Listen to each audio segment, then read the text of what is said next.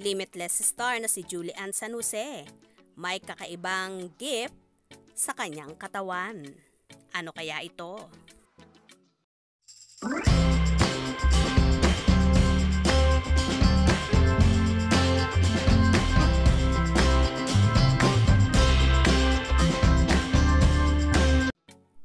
Tila, may pambihira palang kakayanan si Asia's limitless star, Julian San Jose.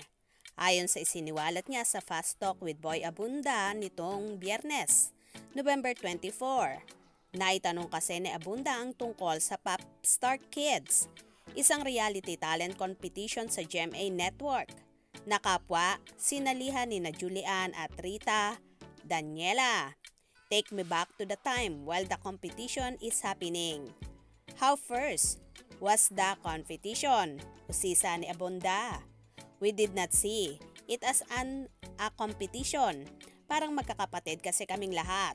So between us, kaming dalawa ni Rita, close na talaga kami noon. Even before, like the very first time that I joined Pop Star Kids. Kasi I got a call back. Tugon ni Julie. Ayon naman kay Rita, hindi niya umano inaasahang mananalo siya noon kasi aminado siyang magagaling din ang mga kasabayan niya gaya ni Julian. Pero si Julian, hindi na raw nag-e-expectang manalo noon dahil nagkasakit umano siya. I was more focused doon sa magiging performance ko. So sabi ko, hindi na talaga ako nag-e-expect. Because I knew I wasn't at my best and I've always had a feeling na si Rita ang mananalo. Pahayag ni Julie.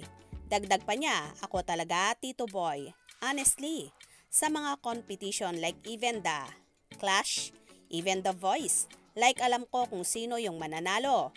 Lagi akong may ganon for some reasons. Di ko alam kung bakit and maybe it's a gift. Right, gift na nagagamit mo hanggang ngayon.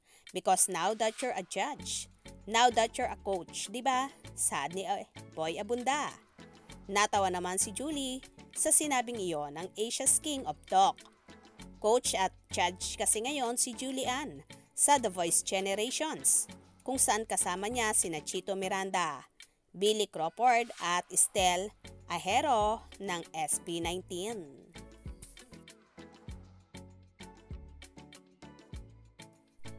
Wow! Bonggang-bongga talaga at may gift na kakaiba si Julian San Jose. Kaya naman tumutok at huwag na huwag pahuhuli sa mga maiinit na kaganapan. Anong inyong magiging reaction sa bidyong ito? Comment below.